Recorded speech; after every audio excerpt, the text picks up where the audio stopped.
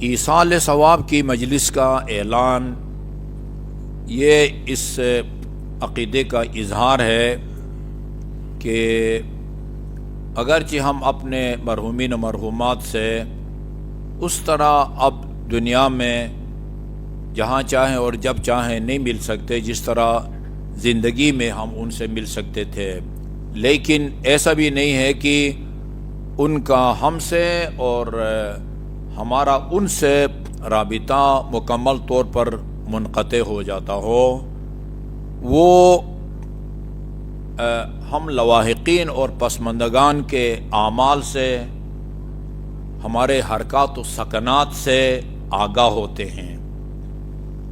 روایات میں ہے ان کے اعمال کے مطابق ہفتے میں یا مہینے میں یا دنوں میں ان کو اس دنیا میں آنے کی اجازت ہوتی ہے، جسم مثالی کے ساتھ وہ آتے ہیں، یعنی آج کی زبان میں دورہ کر کے جاتے ہیں اپنے اہل خانہ کا۔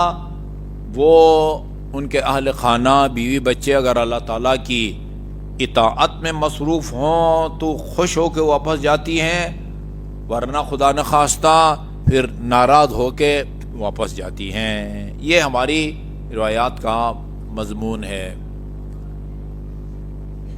ہم لاہور ہوتے تھے، ہمارے استاد ہوتے تھے مولانا صفدر حسین نجفی، وہ جنہوں نے تفسیر نمونہ کا اردو میں ترجمہ کیا ہے۔ شیخ عباس قمی کی 14 معصومین کی حالات زندگی پر لکھی گئی مفصل کتاب منتہی الاعمال کا اردو میں ترجمہ کیا ہے انہوں نے احسن المقال کے نام سے۔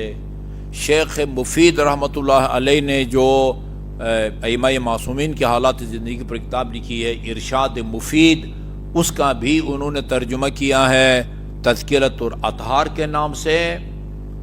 وہ میں نے ان سے سنا تھا یہ واقعہ یا داستان، بعد میں نے خود بھی کتاب میں پڑھا کہ ایک شخص نے خواب میں دیکھا کہ بہت سارے مرحومین ایسی گروپ کی صورت میں، جس طرح آپ اجتماعی طور پر کسی جلوس میں جاتے ہیں، مجلس میں جاتے ہیں، جا رہے ہیں، بڑے خوشی خوشی جا رہے ہیں، لیکن ایک بندہ بالکل افسردہ ہے، پریشان حال ہے، ان کے پیچھے اکیلے جا رہا ہے، کبھی ادھر دیکھتا ہے کبھی ادھر دیکھتا ہے، پریشان اور سرگردان۔ اس خواب دیکھنے والے نے اس بچے سے پوچھا کہ یہ باقی لوگ تو خوشی خوشی جا رہے ہیں، آپ خیر تو ہے، کیوں پریشان ہے؟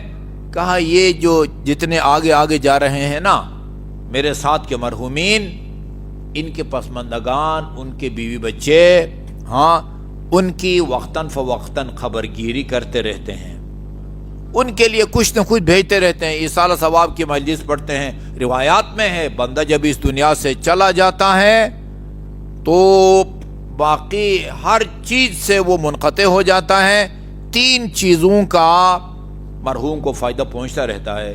ایک صدقہ جاریہ، صدقہ جاریہ مسجد بنا کے چلا جاتا ہے، اس کا ثواب اس کو پہنچتا رہتا ہے۔ مدرسہ بنایا، ہسپتال بنایا، کوئی پھلدار درخت لگایا، اس کو وقف کیا، بھئی جب یہ پک جائے جو مومن یہاں سے گزرے اس کو کھانے کی اجازت ہے، یہ سب صدقہ جاریہ ہے۔ ایک اولاد صالح جو اپنے مرحوم باپ یا ماں کے لیے طلب مغفرت کرے، اور تیسری چیز علمی آثار چھوڑ جائے کہ جس سے لوگ استفادہ کریں۔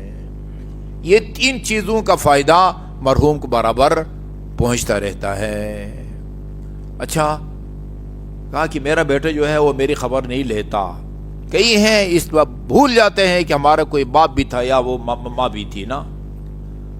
اچھا، اس نے صبح بیدار ہوتے ہی پہلا کام یہی کیا، اس کے مرحوم باپ کا جو بیٹا تھا اس کے پاس گیا، بھئی میں نے خواب دیکھا ہے تمہارا باپ جو ہے نا وہ پریشان ہے، وہ اس کو شکوہ ہے، گلہ ہے، تم ان کی خبر نہیں لیتا، ٹھیک ہے نا، اور اس کی کوئی وقتاً فوقتاً کبھی کسی کو کھانا کھلا لیا، 150 روپیہ بطور صدقہ کسی کو کپڑے بنا کے دیا، اسے نظر انداز کیا۔ دوسرے تیسرے مسلسل 3 دن اس کو خواب میں دیکھا،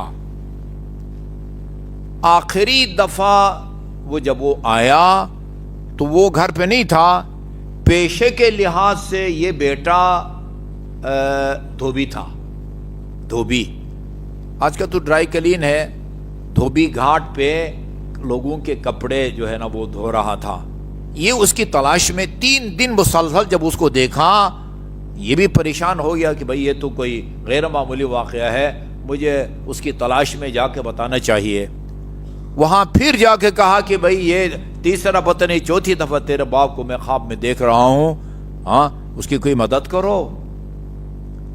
اچھا اس نے کیا کیا, یہ 2 مٹھی میں نا یہ پانی بھرا اور بھر کے پانی نہر سے پانی لے کے خشک گھاس پڑی ہوئی تھی اس کو اوپر ڈال دیا اور کہیں کہ ابو سے کہیں کہ میں نے جو ہے نا وہ پانی بھیج دیا ہے آپ کے لیے. پتہ نہیں اس نے ایسے ہی جو ہے نا وہ مذاق میں کہیں یا غصے میں یہ کام کیا.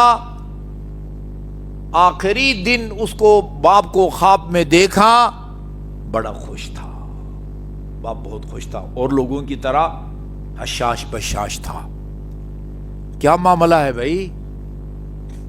اصل بات یہ ہے اس داستان کے اندر, کہتے ہیں وہ جو گھاس تھی نا گھاس, اس گھاس کے اندر ایک چھوٹی سی مچھلی تھی, مچھلی بس وہ آخری جو ہے نا وہ دم توڑنے کے لیے وہ یوں سمجھے کہ ہچکیاں لے رہی تھی. یہ پانی اس کو اوپر گرتا ہے اور گر کے اس کو وہاں سے بہا کے نہر کے پانی میں ڈال دیتا ہے, اس کی جان بچ جاتی ہے. اس کو پتہ نہیں ہے بیٹے کو کہ یہاں پر ایک مچھلی اس طرح تڑپ رہی ہے. غیر ارادی طور پر پانی پھینکتا ہے اور غیر ارادی عمل کے نتیجے میں ایک مچھلی کی جان بچتی ہے, اس سے باپ کو فائدہ پہنچتا ہے. ہاں آپ خود اندازہ لگائیں, ایک آدمی اپنے باپ کی ایصال ثواب کے لیے اگر لاکھوں روپیہ خرچ کر کے سینکڑوں مومنین کو افطار کراتا ہے, ہاں, یا باپ کی طرف سے کسی کو 1200 میرے خیال میں آج کل 1200 ڈالر دیتا ہے اور اسے کہیں کہ جاؤ یہ 1200 ڈالر لے لو اور جا کے میرے والدین کی طرف سے امام حسین علیہ الصلوۃ والسلام کی زیارت کرو.